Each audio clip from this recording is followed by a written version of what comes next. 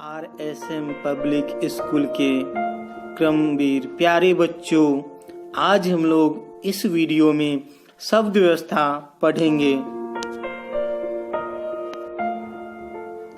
शब्द की परिभाषा: दो या दो से अधिक वर्णों के क्रमबद्ध सार्थक समूह को शब्द कहते हैं। जिसका कोई न कोई अर्थ अवश्य हो उसे ही हम शब्द कह सकते हैं। दूसरे शब्दों में ध्वनियों के मेल से बने सार्थक वर्ण समुदाय को शब्द कहते हैं। इसे हम ऐसे भी कह सकते हैं, वर्णों या ध्वनियों के सार्थक मेल को शब्द कहते हैं। जैसे संतरा, कबूतर, टेलीफोन, आग, गाय, घर, हिमालय, कमल, रोटी आदि।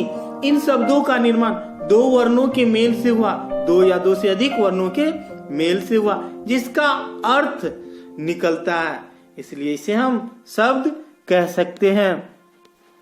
शब्द के भेद चार आधारों पर किए गए हैं: अर्थ की दृष्टि से, प्रयोग की दृष्टि से, उत्पत्ति या स्रोत की दृष्टि से और व्युत्पत्ति या बनावट या रचना की दृष्टि से। शब्द के चार भेद हैं। इनका वर्णन इस प्रकार है। अर्थ की दृष्टि से शब्द के दो भेद हैं: सार्थक शब्द और निरर्थक शब्द। जिस वर्ण समूह का स्पष्ट रूप से कोई अर्थ निकले उसे हम सार्थक शब्द कहते हैं, अर्थात जिस शब्द का कोई अर्थ निकलता है उसे हम सार्थक शब्द कहते हैं। जैसे कमल, कमल मतलब फूल; खटमल, रोटी जिसे हम खाते हैं, अर्थ निकलता है; सेब मतलब फल। अब हम लोग निरर्थक शब्द के बारे में जानेंगे। जिस वर्ण समूह का कोई अर्थ ना निकले उसे हम निरर्थक शब्द कहते हैं। ऐसे शब्दों का प्रयोग सिर्फ हम लोग बोलचाल की भाषा में करते हैं, लेकिन इसका कोई अर्थ ही नहीं निकलता है। जैसे रोटी के बदले में राटी, वीठा, ची, वाना, वोती, पानी के बदले में वानी, इसका कोई अर्थ नहीं निकलता।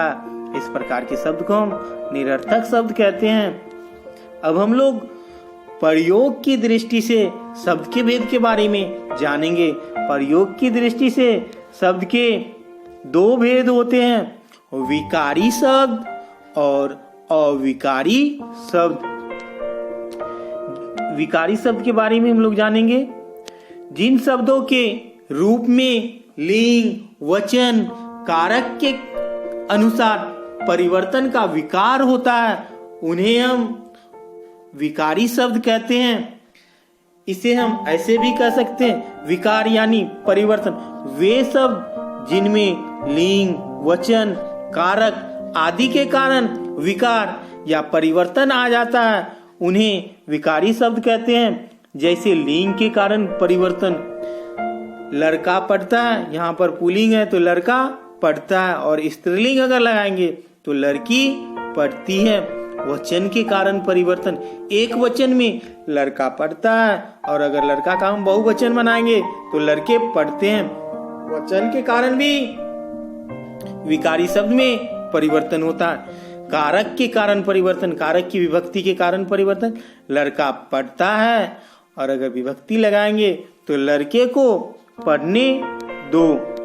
विकारी शब्द चार प्रकार के होते हैं: संज्ञा, सर्वनाम, विशेषण, क्रिया। ये सभी विकारी शब्द के अंतर्गत आते हैं। अब हम लोग अविकारी शब्द के बारे में जानेंगे।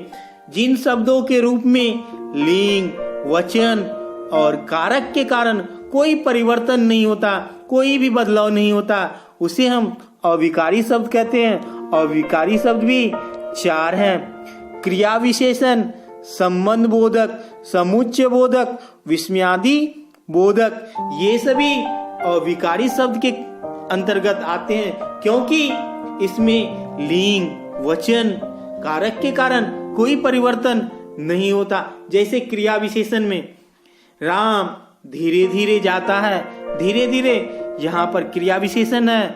और अगर हम लिंग परिवर्तन भी करेंगे, राम के जगह पर स्त्रीलिंग शब्द को भी रखेंगे तो अविकारी शब्द में कोई परिवर्तन नहीं होगा। जैसे सीता धीरे धीरे जाती है, राम धीरे धीरे जाता है, सीता धीरे धीरे जाती है।